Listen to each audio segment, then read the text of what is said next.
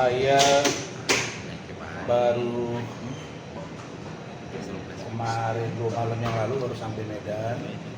Saya sempat kemarin ke Bandung.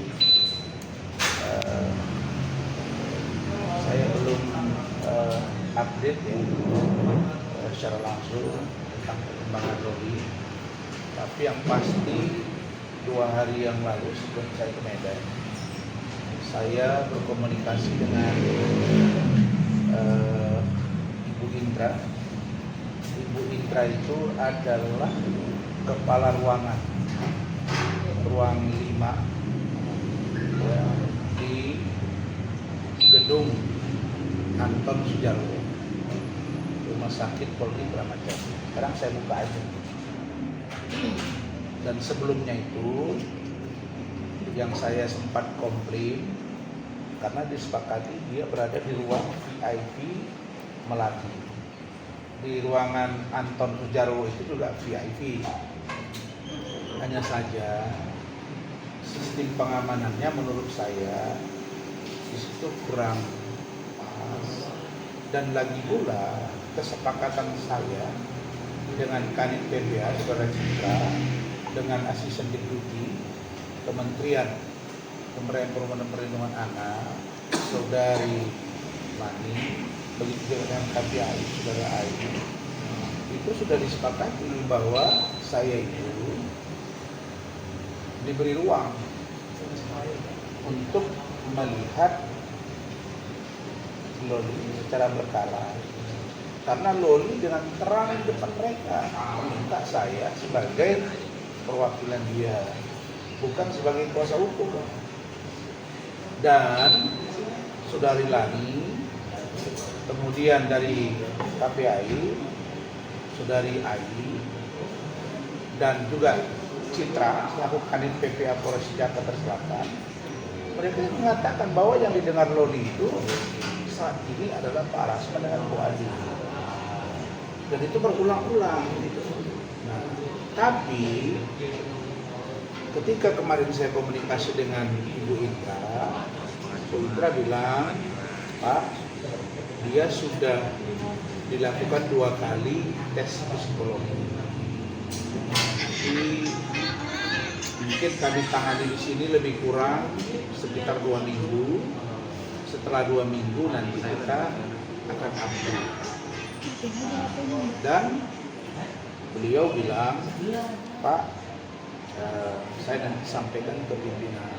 Saya bilang, Ibu sampaikan saja ke pimpinan, ke kepala rumah sakit Polri. Kemudian sampaikan ke Kanit PPA. Kemudian sampaikan juga ke kementerian dan KPI bahwa ini adalah kesepakatan. Saya yang menjadi tanggung jawab moral saya bersama Bu Ade itu sederhana. Anak ini melarikan diri nyari saya. Di situ urgensinya jelas, minta perlindungan hukum. Dan saya bawa ke Polres. Bisa aja saya bawa ke Barreskrim. Bisa aja saya bawa ke Kementerian Sosial atau ke Kementerian PPA. Di sini udah banyak masuk informasi ke saya dari Kemensos, dari Kementerian PPA sendiri. Dan saya sangat menyesalkan kalau tindakan belum diambil untuk Lani. Apalagi ada bahasa-bahasa yang mengatakan ke saya bahwa Lani itu orangnya Pak Nahar, dan Pak Nahar itu udah bertelepon dengan saya. Nah, bagi saya tanggung jawab moral ini itu saja. Saya sudah beritahu Rahmat, managing partner saya, untuk kita bersurat. Kita akan bersurat ke Kementerian Sosial, ke Komnas HAM, karena ada juga kaitan di sana, ke Ombudsman, ke Kementerian Sosial, dan Kemen PPA sendiri serta KPI. Saya melihat bahwa ada kesepakatan untuk bersama-sama menjaga Loli sampai dengan dia dewasa 4 bulan ke depan. Tapi kok anak ini seperti disembunyikan dari saya gitu. Ya kan? Saya kaget gitu. Ada apa sih dengan anak ini? Kan sudah secara terang dilihat, secara telanjang. Loli itu ngomong, kalian wawancarai. Dia udah ngomong, gua kabur dari sana nggak kuat, saya disatuin dengan ODGJ, saya disamain dengan bergabung dengan orang pengidap HIV, dengan orang open BO. Saya kira apa yang dia sampaikan itu udah sebuah ungkapan, bukan malah diperiksa, dicek bagaimana keberadaan safe house itu, bukan malah ditindaklanjuti. Nah, jadi ini Ibu Menteri, Kementerian PPA, kalau Ibu bisa panggil lah. Di situ kan ada pejabat-pejabat lain. Saya dapat info, Ibu jangan kejebak. Lani itu orangnya Pak Nahar. Jangan ada sampai dugaan kita ada melindungi. Harusnya evaluasi berbenah dan seluruh mata harus melihat ini, termasuk Komisi 3 DPR RI yang terkait dengan hukum yang sampai hari ini belum ada kepastian. Sehingga gaduh begini, ini kan dalam proses hukum ini. Makanya bisa dibawa ini ke PPA lah, unit PPA ke Polres. Sementara ini sudah 4 masuk bulan kelima, saya desak Pak Kapolres, cepat. Kalau ini sudah harus case close, tutup kasus ini harus SP3. Dan kita juga akan berkirim surat. Kalau enggak, ini akan begini terus. Kalau mereka akan sembunyikan Loli dibuat lagi ke sana, nanti juga dia akan teriak Loli. Dan saya hanya maaf ya, begitu saya nanti sampaikan sikap kami, saya sudah kemarin berdiskusi juga di Medan dengan keluarga. Kemudian kita akan datangi Komnas HAM, Menteri HAM, ya beda ya, Komnas HAM, Menteri HAM, KPAI, kemudian Ombudsman, ya setelah itu terserah mereka. Kan saya nggak bisa paksa juga. Cuma kalau terjadi apa-apa dengan anak ini, dengan Loli ini, ya mereka harus bertanggung jawab. Karena Loli sudah bilang bahwa dia tidak punya keluarga.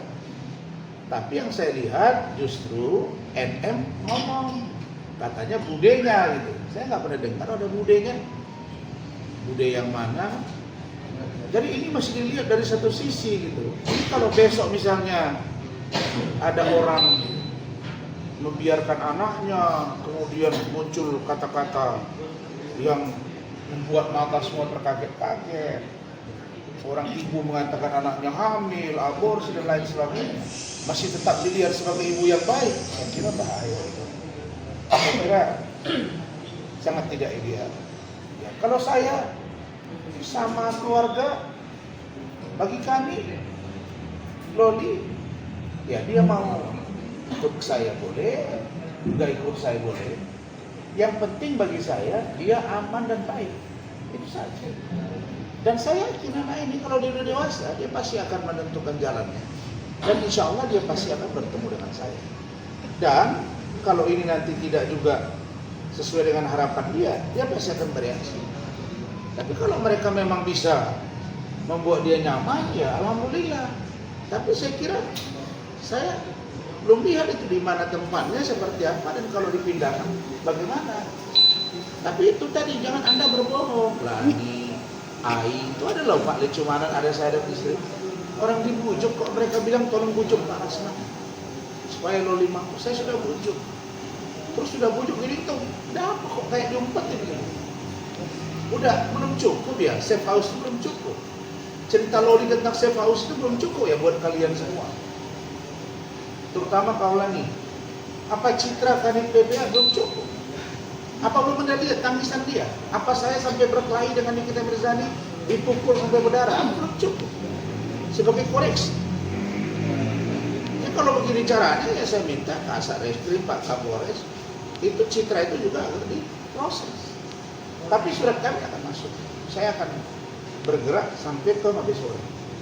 Persoalan ini ya, Komnas HAM, Mabes Polri, Kadin Propam, kemudian Menteri HAM, kemudian Kementerian Sosial.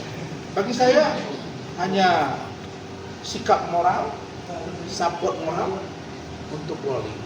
Sedangkan terhadap klien kami Fadel, ya saya minta secepatnya dia sudah tidak. Laporan saya harus segera jalan itu bos. Kalau enggak, ini urusannya nanti terkait dengan penganiayaan itu, begitu juga dengan undang-undang ITE. Hah? Ya, jadi itu saya kira jelas ya sikap saya terhadap Loli. Bang, kalau Loli mau diadopsi, apakah prosesnya akan segera Abang lakukan ke pengadilan atau nunggu proses-proses hukum ini selesai? Ya, kalau saya sebetulnya kemarin kita kan sepakat tuh, saya, Kemen PPA, Kanit, KPAI, bahwa ini nanti tidak secara berkala. Setelah selesai di rumah sakit Polri, baru ada progresnya, nanti saling info kami, duduk lagi, anak-anak kemana. Nah, saya sudah berpikir juga, apakah ke yayasan, kalau syarat-syarat kita minta ke pengadilan, coba kita penuhi. Tapi kalau ibunya terus penyidik ketakutan begitu, nggak tahu kenapa kok anak ini jadi begini dibuat gitu, kayak ada rahasia yang terpendam gitu. Ya saya pikir, saya lihat ya, diseluruhkan mata tertuju ke sini semua sekarang ini. Ya, jangan dipaksa saya untuk bersuara lebih keras. Gitu. Saya kira kami, kalau dia memang memungkinkan untuk diadopsi, kita adopsi. Kalau tidak memungkinkan, ya tidak masalah. Saya kan yang penting bagi saya dan keluarga, Loli itu aman, nyaman, sampai dia dewasa. Mudah-mudahan dia tidak teraniaya dan dia bisa menentukan sikapnya tanpa intervensi siapapun. Itu. Tapi abang sendiri merasa kecolongan nggak sih? Enggak lah, masa saya kecolongan? Saya masih kontak 2 hari yang lalu. Bukan kecolongan, orang itu ketakutan. Karena memang Rasman itu kan punya sikap berbeda. Makanya kalau Hotman bilang anak di bawah umur tidak boleh beri kuasa, yang beri kuasa siapa? Nggak ada, saya nggak ada terima kuasa. Nggak ada, saya terima kuasa dari dia. Saya perwakilan diri dia yang dia sampaikan kepada KPAI, Kemen PPA, penyidik. Dan ada rekamannya juga. Terus apa lagi? Ya kalau mereka anggap sudah datang ke saya terus saya serahkan ke polisi, terus polisi bertanggung jawab, ya mau. Besok kalau ada masalah jangan salahkan saya.